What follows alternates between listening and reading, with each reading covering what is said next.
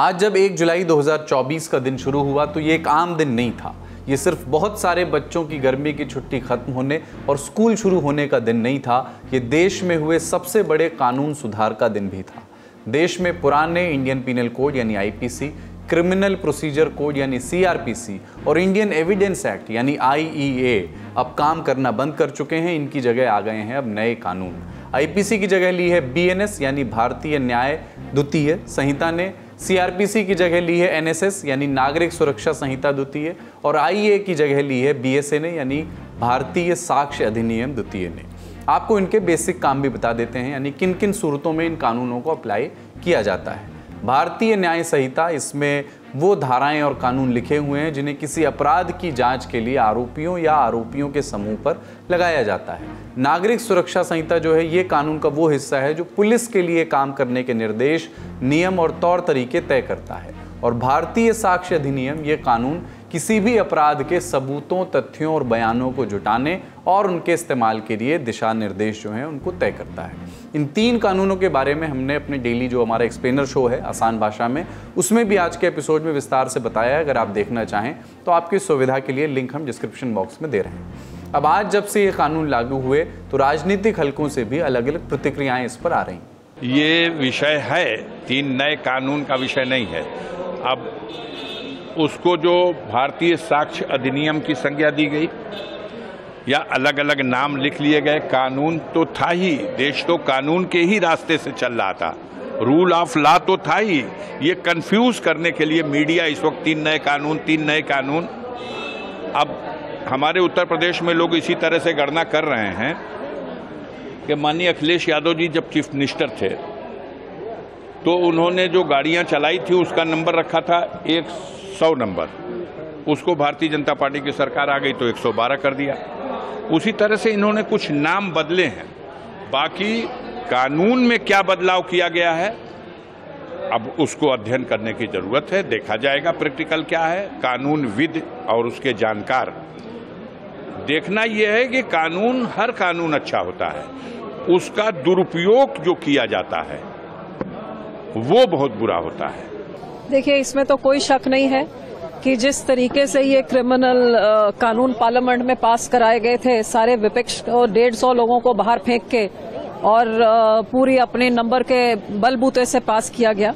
और मैंने तो उस टाइम भी आपत्ति जताई थी कि कई चीजें इसमें हैं, जैसे मर्सी पिटिशन जो है, कानून में कहीं पे भी नहीं कहता कि आप एक सजा के लिए 2-2 बारी आप उसका जेल भुगतो। और हमारे जो बंदी सिख जो जेलों में 30-30 साल से बंद है, उन्होंने अपनी सजा एक बारी नहीं 2 बारी पूरी कर ली है और सरकार ने नोटिफिकेशन निकालने के बाद भी उन्हें रिहा नहीं कर रही है।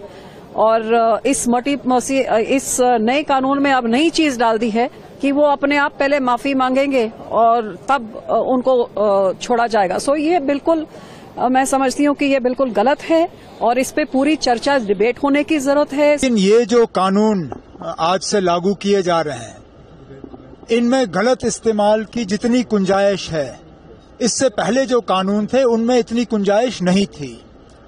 और हमने आमतौर पे देखा है कि हुकूमत को मौका मिलता है तो कानूनों का गलत इस्तेमाल करते हैं। हम तो चाहते थे कि इस इलेक्शन के बाद नई हुकूमत बनती और इन कानूनों पे दोबारा जो है सोच विचार करने का मौका मिलता।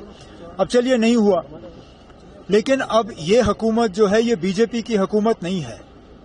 बीजेपी को नंबर नहीं आए, उनकी अपनी मेजॉरिटी है नहीं, ये एनडीए की हुकूमत है। हम उम्मीद करेंगे कि एनडीए के जो मेंबर हैं वो दोबारा इन कानूनों पे जो है सोचने का काम करें। आखिरकार ये इंसान के बने हुए कानून हैं, इनको बदलाया जा सकता है, इन पे दोबारा सोच विचार होनी चाहिए। ये तो बहुत, जो हमको लगता है जो 3 बिल जो आज का इम्प्लीमेंटेड होने जा रहा है, इसमें इतना कन्फ्यूजन है, इसमें लॉयर लोग से एक बार और मशवरा करना बहुत जरूरी था। हम लोग ऑनरेबल चीफ मिनिस्टर भी बोला इसको हड़बड़ी करके इसका इम्प्लीमेंटेड नहीं करिए, तो नहीं करना चाहिए, जरूरी था, हम समझते हैं। इन तमाम बातों पर काउंटर दिया गृह मंत्री अमित शाह ने जब वो एक पत्रकार वार्ता को संबोधित कर रहे थे कि लोकसभा में कुल मिलाकर 9 घंटा और 29 मिनट चर्चा हुई है। 34 सदस्यों ने इसके अंदर पार्टिसिपेट किया है। राज्यसभा में 6 घंटा और 70 मिनट चर्चा हुई। 40 सदस्यों ने पार्टिसिपेट किया है। एक ये भी झूठ चलाया जा रहा है कि सबको बाल निकालने के बाद ये बिल लाया गया। बिल बिजनेस एडवाइजरी कमेटी में पहले से निश्चित था। मेरा ये स्पष्ट मानना है कि 14 तारीख से ही विपक्ष ने सदन का बहिष्कार करने जैसी हरकतें करी थी और शायद वो हिस्सा लेना नहीं चाहते थे। और दोनों सदनों में 14 तारीख में लोकसभा में 96 और राज्यसभा में 46 सदस्यों ने ऐसी हरकतें की जिससे पीठासीन अधिकारी उनको बाहर करने के लिए मजबूर हो जाए। फिर भी एक ऑप्शन था। ये बहुत बड़ा दूरगामी परिणाम लाने वाला कानून था। वो एक कानून के लिए स्पेशल अंदर आकर चर्चा में अपना मत रख सकते थे। इसके पहले भी मैंने 2020 में सभी सांसदों को पत्र लिखकर उनके सुझाव मांगे थे। सभी मुख्यमंत्रियों को पत्र लिखकर उनके सुझाव मांगे थे। सभी सुप्रीम कोर्ट के सम्मानीय न्यायाधीशों को पत्र लिखकर उनके सुझाव मांगे थे। सभी हाई कोर्ट के चीफ जस्टिस को पत्र लिखकर सुझाव मांगे थे। गृह सचिव जी ने सभी आईपीएस अफसरों से सुझाव मांगे थे, सभी कलेक्टर से सुझाव मांगे थे और ये सब सुझाव मिल मिलाकर मैंने खुद अधिकारियों की बैठक को अलग करे तो मैंने खुद 158 बार इसकी मीमांसा कर कर बैठक कर कर विचार कर कर एक बिल बनाया। ये बिल को भी संसद ने ऐसे ही पारित नहीं किया है। गृह विभाग की समिति के पास ये बिल को भेजा गया। 2.5 महीना या तो 3 महीना इस पर विशद चर्चा हुई। सभी दल के सांसदों ने इसके अंदर हिस्सा लिया है, अपने सुझावों को रखा है।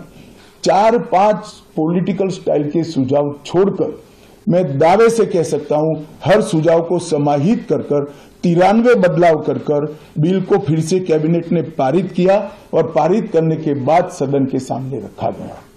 इतने बड़े सदियों के बाद हो रहे सुधार को पॉलिटिकल कलर देना मैं मानता हूं ठीक नहीं है। इन 3 नए कानूनों की उपयोगिता और आलोचना दोनों के बारे में, प्रोज और कॉन्स के बारे में हमने पूछा कानून के जानकारों से।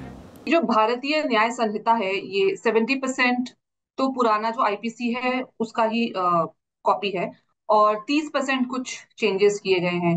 तो जो इसमें ज्यादा उत्तेजित होने की भी कोई जरूरत नहीं है और ना ही ज्यादा इसको कैजुअली लेने की जरूरत है। अभी वेट एंड वॉच करना है क्योंकि कोई भी लॉ इवॉल्व होने में टाइम लगता है और अभी इसका जो असर है वो 2-3 साल में दिखेगा जब कोर्ट्स इसको ट्राई करेंगी, केसेस को एविडेंस जाएगा उसके बाद से। तो अभी से ये कह देना कि ये बड़ा ड्रैकोनियन लॉ है या फिर ये बड़ा ही सिटीजन फ्रेंडली लॉ है, ये थोड़ा सा क्या बोलते हैं उसको, एग्जैजरेशन होगा। तो मैं बोलूंगी कि थोड़ा सा कॉशियस रहने की जरूरत है। और दूसरी बात ये है कि इसमें कुछ अच्छे प्रावधान भी हैं, जैसे कि इलेक्ट्रॉनिक एफआईआर जो है, जो आप घर बैठे भी आप अपनी जो कंप्लेन है वो पुलिस को भेज सकते हैं।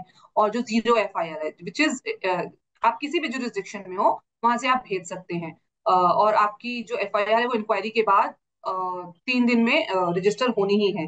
पर उस इंक्वायरी का उन्होंने दिया है 14 दिन, जब उनके सुपीरियर जो है वो रिपोर्ट देंगे। पर उसका कुछ अपर लिमिट नहीं है कि 14 दिन कंप्लेन से या 14 दिन इंक्वायरी करने के बाद। तो ये सारी कुछ त्रुटियां हैं जो समय से क्या बोलते हैं वो समय से ठीक होंगी। तीसरी बात, एक पुलिस को सारी पुलिस स्टेशन जो भी क्राइम होगा जिसमें 7 साल से ज्यादा की सजा है उन सब में वीडियोग्राफी वगैरह मैंडेटरी कर दी गई है। तो कई पुलिस जो स्टेट्स हैं वो अपनी तरह से ट्रेनिंग दे रहे हैं। कई कह रहे हैं कि आपको वर्बल मतलब बोलना भी है, रिकॉर्डिंग करते वक्त आपको डिस्क्राइब भी करना है जैसे जर्नलिस्ट करते हैं कि हम यहाँ पे आए हैं और ऐसे करके। और कई जगह कह रहे हैं कि आप बस साइलेंट रिकॉर्डिंग करिए। तो ये सब चीजें जो हैं ये थोड़ा सा इम्प्लीमेंटेशन लेवल पे हमें देखना पड़ेगा आगे जाके कि ये कैसे हो रही है और कोर्ट इसको कितने हद तक एक्सेप्ट करता है। और एक बहुत ही क्रिटिकल इशू है वो है सैंक्टिटी ऑफ डेटा का। इसमें एक प्रावधान दिया गया है कि जब आप ऑडियो वीडियो रिकॉर्डिंग कर लें उसका एक हैश वैल्यू जनरेट करें और 62 सेक्शन ऑफ बीएनएसएस है उसमें एक सर्टिफिकेट आएगा तो ये आपका एविडेंस लॉक हो जाएगा। पर लॉक होने के बाद भी ये एविडेंस किसी प्लेटफॉर्म पे जाएगा जिससे कोर्ट एक्सेस करेगा, मेमोरी ड्राइव, पेन ड्राइव हो गया, या क्लाउड बेस्ड प्लेटफॉर्म जो एमएचए ने बनाया है, ई साक्ष्य करके, ई एविडेंस, उससे स्टेट्स जो है अपना वो क्लाउड यूज कर सकते हैं। तो हमने देखा होगा कि अभी हाल फिलहाल में बहुत सारे केसेस हुए हैं जिसमें डेटा लीक हुआ है, तो उसका एक मतलब उसकी एक प्रोटेक्शन की जरूरत है, मल्टीपल लेयर की, क्योंकि उससे फायदा जो अक्यूज है वो कोर्ट में ये कह सकता है कि ये बहुत सारे, ये ठीक से लिया नहीं गया एविडेंस, और ये तो मैं हूं ही नहीं यहाँ पर, ये सब भी चैलेंजेस आ सकते हैं।